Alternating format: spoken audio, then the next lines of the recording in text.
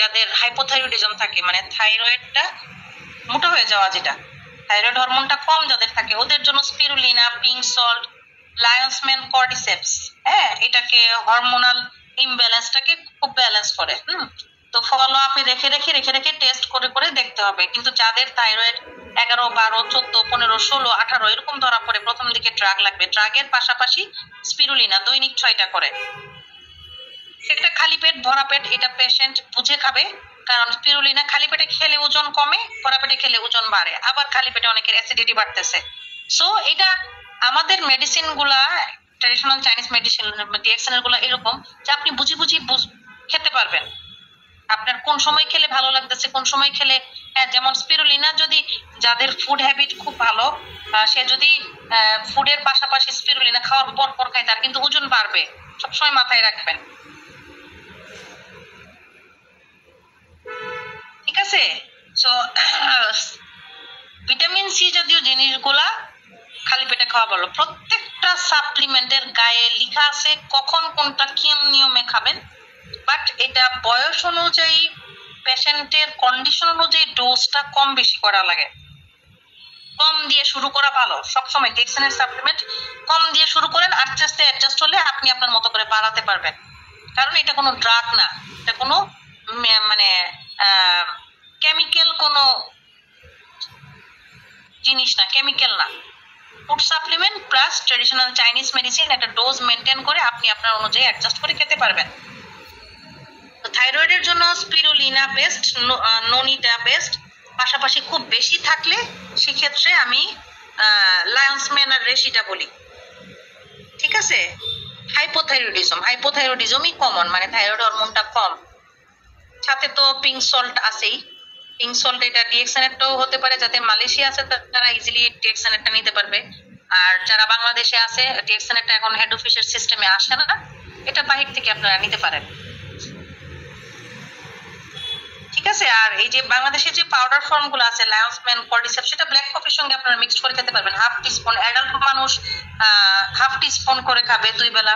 বাচ্চাদের যদি হয় খুবই কম, একটা চামচের 4 ভাগের 1 ভাগ, অল্প অল্প করে খাওয়ানোর পর পর আপনি তাকে অবজারভেশন করবেন, অবজার্ভ করবেন যে তার চেঞ্জটা কতটুকু হচ্ছে। পরের পর তো অবশ্যই সবাই বুঝতে পারে, ওইটা বুঝে বুঝে আসলে ডোজ অ্যাডজাস্ট করলে, এটা স্পেসিফিক ওইরকম ডোজ যে আছে তা না। ঠিক আছে? গ্রোথ ভালো হওয়ার জন্য, বাচ্চাদের গ্রোথ ভালো হওয়ার জন্য আমরা সাজেস্ট করি কোকোজি, স্পিরুলিনা, ম্যাজিক।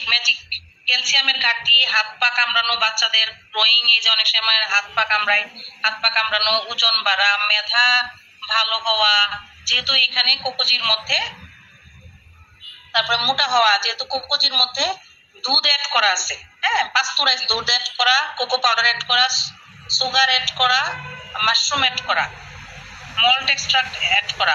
মল্ট এক্সট্রাক্ট হচ্ছে ডাইজেশনের জন্য ভালো, হজমের জন্য ভালো। অনেক বাচ্চা হচ্ছে কোকোজি রেগুলার খাওয়ার পর আর বাথরুম মানে পেট খারাপ হয় না, ডায়রিয়ার ফ্রিকোয়েন্সিটা অনেক কমে আসছে, আমারই আছে অনেক পেশেন্ট। ঠিক আছে? এখন একটা মানুষ চিকন হতে চায়, এটা খুব চ্যালেঞ্জিং। মোটা হতে চাই খুবই সোজা, খাওয়ার পরে স্পিরুলিনা খাবে, কোকোজি খাবে, ইজি। বাট চিকনের যে ব্যাপারটা, সেটা আসলে আগে ফাইন্ড আউট করতে হবে সে কেন মোটা হচ্ছে। এই কেনটা বের করতে পারবেন, তাহলে আপনার ওয়েটটা কমানো খুব ইজি। বাট হেলদি লাইফস্টাইলের কোনো অল্টারনেটিভ নাই। মোটা মানুষ হাঁটতেই হবে 2 বেলা, না হলে 1 বেলা হাঁটতেই হবে। আপনি প্রোডাক্টকে শুকাইতে পারবেন না, একটু ব্যালেন্সে থাকবে। যেমন ব্ল্যাক কফিটা আপনার ক্ষুধাটা কমাবে, ব্ল্যাক কফি যদি খালি পেটে খান ক্ষুধাটা কমবে। চাইলেই আপনি অতিরিক্ত খেতে পারবেন না। ফুড ক্র্যাভিং মানে খাবার অতিরিক্ত খাওয়ার যে টেন্ডেন্সি, মিষ্টি জাতীয় খাওয়ার যে টেন্ডেন্সি, দুধ চা খাওয়ার যে টেন্ডেন্সি, সেটা কিন্তু অনেক কমায় নিয়ে আসবে। আর যেমন আরেকটা কমন প্রবলেম আমি 3 বছরে পাই, সেটা হচ্ছে আইবিএস, ইরিটেবল বাউল সিনড্রোম। ঘন ঘন বাথরুম হওয়া, বাথরুম নরম হওয়া, বাথরুম কঠিন হওয়া, বাহিরে যাওয়ার সময় বাথরুম হওয়া, আইবিএস বলে। আইবিএস এর জন্য চোখ বন্ধ করে আর জিজিএল, মরিনজি জুস, লায়ন্সম্যান, আর কিচ্ছু লাগবে না। পাশাপাশি তার আইবিএসটা আসলে কি করলে পারে? সাপোজ সে রিচ খাবার খেতে পারে না, দুধ খেতে পারে না, শাকসবজি খেতে পারে না, ওইটা একটু বন্ধ রাখতে হবে যতদিন না তার গাট ইমিউনিটি, স্টমাকের ইমিউনিটি ভালো না হয়, বডিটা ডিটক্সিফাই হয়ে সেলুলার লেভেলে যে ড্যামেজ গুলো হয়েছে ড্যামেজ গুলো যখন কিউর না হবে। হ্যাঁ, মাশরুম পাউডার যদি হয়, আর্টিজেল পাউডার, সেটা হচ্ছে খাওয়ার পরে 1 চামচ করে আমি বলি হালকা কুসুম গরম পানিতে 2 বেলা মিক্সড করে, সাথে একটু মরিঞ্জি জুস 30 ml এর মতো মরিঞ্জি জুস মিক্সড করে খাবে। আর যেহেতু সবগুলাই মরিঞ্জি জুস ছাড়া সবগুলাই আমাদের বাংলাদেশে আছে, আর্টিজিএল পাউডার, লায়ন্সম্যান পাউডার, মরিঞ্জিটার সাথে অ্যাড করতে হবে। তো এটা 2 বেলা করে খাওয়ার পরে দিতে হবে আইবিএস এর রোগীদের, খালি পেটে না। এখন অনেকে আছে খালি পেটে খাচ্ছে, অসুবিধা হচ্ছে না। সো এটা আপনি বুঝে বুঝে শুরু করবেন। এটা হলো আইবিএস এর ব্যাপার, যে কোনো টাইপের আইবিএস এটা দিয়ে একদমই কারেকশন হয়ে যাবে, ঠিক আছে? আর শ্বাসকষ্টের ব্যাপারে তো আমি আসলে বলেই দিছি যে অ্যাজমার রোগীদের প্রতিদিন আসলে আমি বলি যে সান এক্সপোজার একটু যেতে হবে, তার আসলে অ্যাজমা